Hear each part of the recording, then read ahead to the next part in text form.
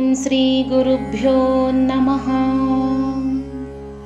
శివ పంచాక్షరీ స్తోత్రం హిందూ సనాతన ధర్మంలో అత్యంత ప్రసిద్ధమైన శక్తివంతమైన స్తోత్రాలలో శివ పంచాక్షర స్తోత్రం ఒకటి.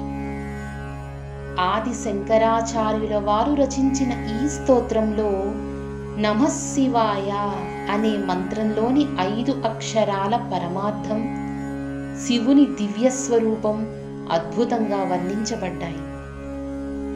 నాగేంద్రహారాయ త్రిలోచనాయ భస్మాంగరాగాయ మహేశ్వరాయ నిత్యాయ శుద్ధాయ దిగంబరాయ తస్మై నకారాయ నమః శివాయ.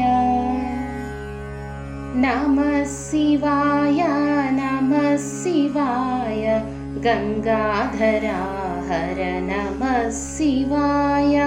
నమః శివాయ నమః శివాయ గంగాధరా హర నమః శివాయ.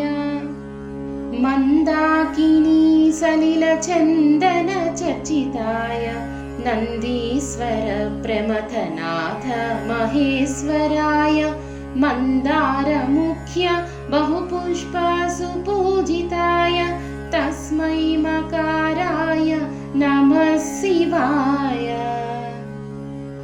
నమః శివాయ నమః శివాయ గంగాధరా హర నమః శివాయ.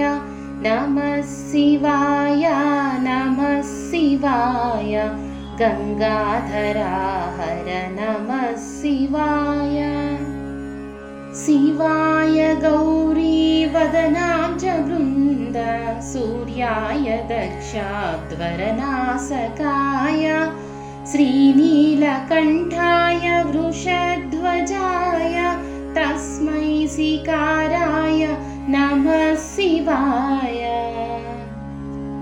నమః శివాయ నమః శివాయ గంగాధరా హర నమః శివాయ.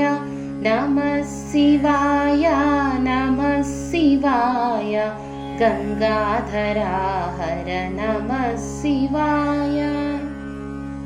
వసిష్ఠ కుంభోద్భవ గౌతమార్య మునీంద్రదేవార్చిత శేఖరాయ చంద్రార్క వైశ్వానరలోచనాయ తస్మై వకారాయ నమః శివాయ.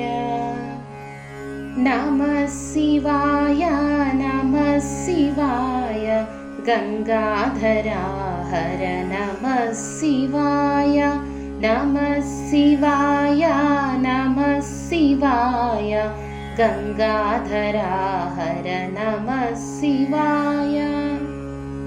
యక్షస్వరూపాయ జటాధరాయ పినాకహస్తాయ సనాతనాయ దివ్యాయ దేవాయ దిగంబరాయ తస్మై యకారాయ నమః శివాయ.